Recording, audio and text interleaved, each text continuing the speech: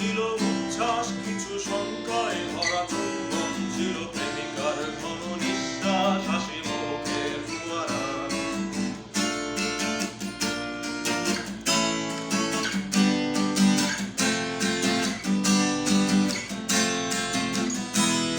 এই অবেলায় ফোটা কাশফুল নিয়তির মতো নির্ভুল, যেন আহত কোনো যোদ্ধার বুকে বেঁচে থাকা এক মৃত্যু।